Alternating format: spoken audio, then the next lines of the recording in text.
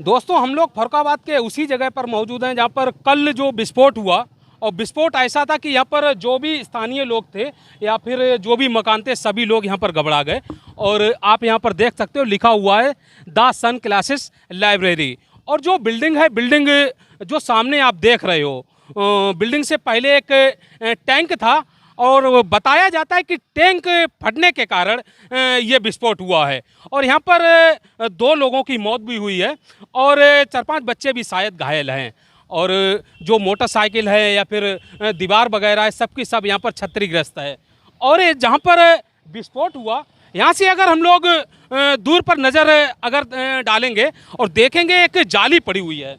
मतलब बिल्डिंग से लगभग मेरे हिसाब से 60 से 70 मीटर दूरी पर आपको जाली देखने को मिलेगी। ये जो पत्थर वगैरह हैं, ये पत्थर वहाँ से विस्फोट हुआ तब यहाँ पर पत्थर गिरे होंगे। उसके बाद हम लोग बिल्डिंग से अगर इधर नज़र डालेंगे तो उसके बाद उधर भी काफ़ी बड़े बड़े पत्थर पड़े हुए हैं। और आप लोगों को हम दिखाते हैं कि जो विस्फोट हुआ, और बताया जाता है कि यहाँ पर टैंक फटने के कारण विस्फोट हुआ है। लेकिन लोगों से हम लोग बात करेंगे, स्थानीय लोग भी हैं और फरुखाबाद के लोगों का कहना है कि विस्फोट हुआ है वो तो सबने देखा, लेकिन इतना बड़ा विस्फोट एक टैंक फटने से क्या हो सकता है। आप देख सकते हो जो विस्फोट हुआ, विस्फोट में इतनी बड़ी बड़ी दीवारें जो है उधर से उड़कर इधर गिरी आकर। और यहाँ से अगर हम लोग इधर देखेंगे, इधर भी जो है मलबा आपको देखने को मिलेगा। और बताया जाता है कि जो बिल्डिंग है, ये बिल्डिंग फरुखाबाद के जो वर्तमान सांसद हैं मुकेश राजपूत जी, उनके रिश्तेदार की ये बिल्डिंग बताई जाती है। आखिर ये जांच का मामला है कि आखिर विस्फोट हुआ तो हुआ कैसे। और कल विस्फोट हुआ और कल के बाद यहाँ पर काफ़ी मीडिया कर्मी भी आए। हमारे फरुखाबाद के जिला अधिकारी महोदय जी वो भी यहाँ पर लगातार बने रहे, और जो हमारे फरुखाबाद के पुलिस अधीक्षक महोदया जी हैं वो भी लगातार यहाँ पर बनी रही, और पूरा पुलिस प्रशासन यहाँ पर मौजूद रहा। और उसके बाद 2 व्यक्तियों की मौत हुई। और हम लोग स्थानीय लोगों से बात करते हैं कि आखिर सेफ्टी टैंक के फटने से इतना बड़ा विस्फोट हो सकता है क्या। भाई साहब, आप जो है सेना में काफ़ी साल रहे, कभी आपने अपने जीवन में इतना बड़ा विस्फोट देखा है? विस्फोट तो हमने बहुत देखे हैं, लेकिन जो शांति वाली जगह है, फरुखाबाद बड़ी शांति वाली जगह है, कभी ऐसा विस्फोट हमने ना सुना कभी देखा। सबसे बड़ी इसकी विशेष बात यह है कि जो मोटी मोटी दीवारें हैं, जो 9 इंच की दीवारें हैं, वो 20 फुट तक उड़ कर के गई हैं।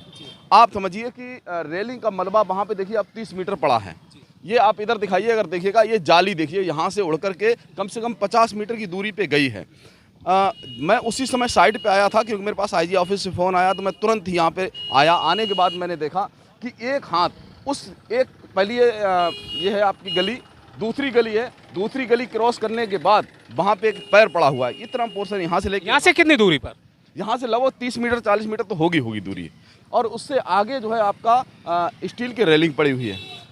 बड़ी बात यह है कि पूरी दीवार का टुकड़ा उस दीवार से जाकर के टकराया है। वो ईंटें अभी पड़ी हुई हैं, वो ईंटें अभी पड़ी हुई हैं। इस साइड में भी सेम आपकी ये देखिए, यहाँ पे ईंटों का पूरा दीवार का टुकड़ा प्लस आपकी ये सरिया। ये छोटी मोटी बात नहीं है कि मैं ईश्वर का शुक्र करता हूँ कि यहाँ पे मंडी रोड, जिस पे बहुत सारी भीड़ रहती है, बगल में कोचिंग सेंटर था, है ना, बच्चे पढ़ रहे थे, लेकिन फिर भी जो लोगों ने तत्परता दिखाई, बच्चों को भेजा।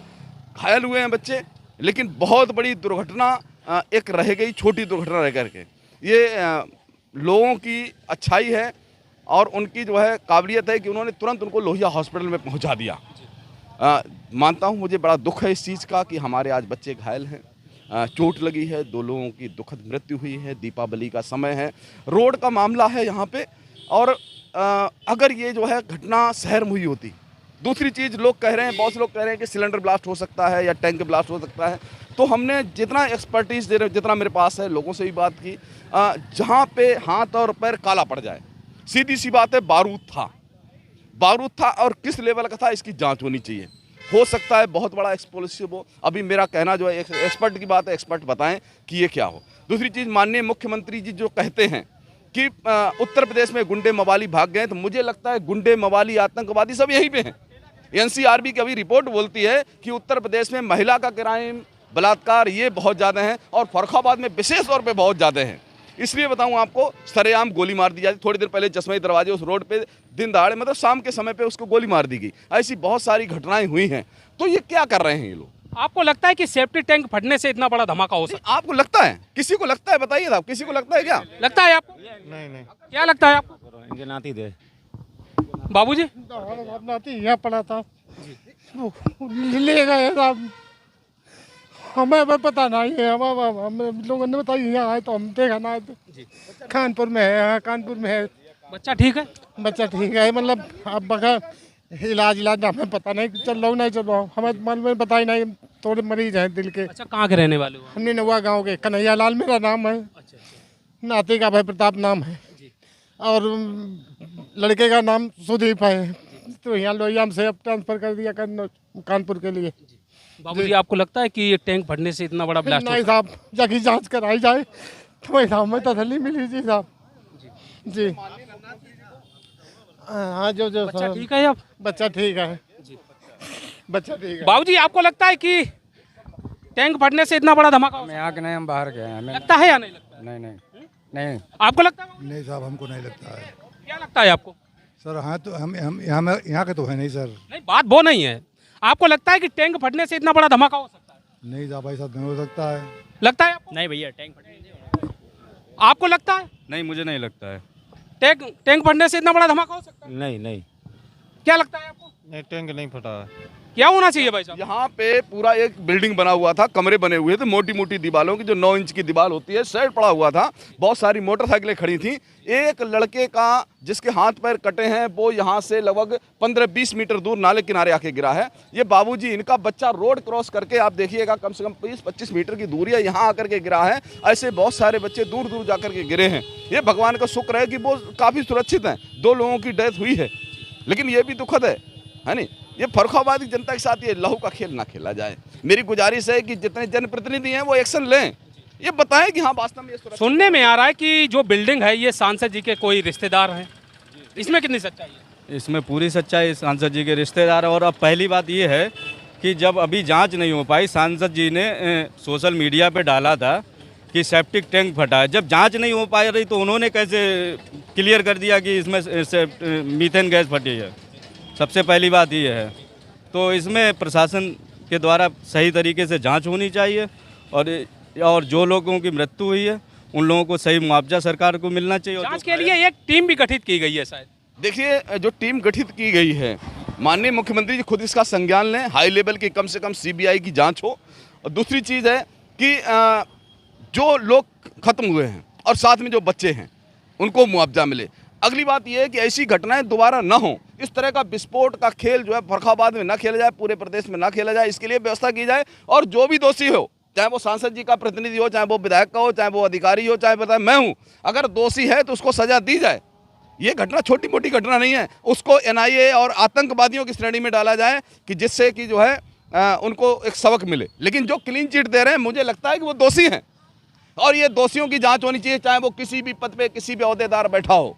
जांच जरूर होनी चाहिए, क्योंकि हमारे बच्चों के खून का मामला है, हमारे बच्चों के कत्ल का मामला है। ये जो मामूली ब्लास्ट नहीं है। अगर ये ब्लास्ट होता तो टैंक फटा होता, अन्य कोई बात होती। यहाँ पे सीधी सी इन बच्चों की हत्या हुई है और इतनी बड़ी घटना हो गई और माननीय सांसद जी, माननीय विधायक जी चुपचाप कह रहे हैं कि बोलो ये हो गया, वो हो गया, ब्लास्ट मतलब जो है टैंक ब्लास्ट हो गया। ये कौन सा तरीका है? आप दोषियों को बचाने का प्रयास ना करें।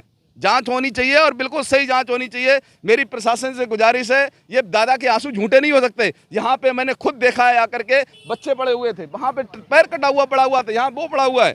इन आंसुओं का जवाब कौन देगा? ये जवाब इन प्रशासनिक लोगों को और जनप्रतिनिधियों को देना पड़ेगा। और फर्रुखाबाद की जनता आज जवाब मांग रही है कि ऐसा जो घटना हुई है, ये दुर्दांत घटना हुई है, ये क्यों हुई है और ये इसका समाधान क्या है।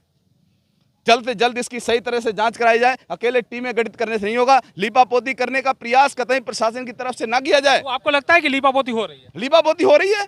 आप बताइए, थोड़ी देर पहले ब्लास्ट होता है, थोड़ी देर बाद फेसबुक पोस्ट आती है, फलाना आता है कि वो टैंक ब्लास्ट हो गया, पेपर में निकाल दिया जाता है। मेरा उन मीडिया के बंधुओं से करबद्ध गुजारिश है कि फर्रुखाबाद की जनता आज न्याय मांग रही है।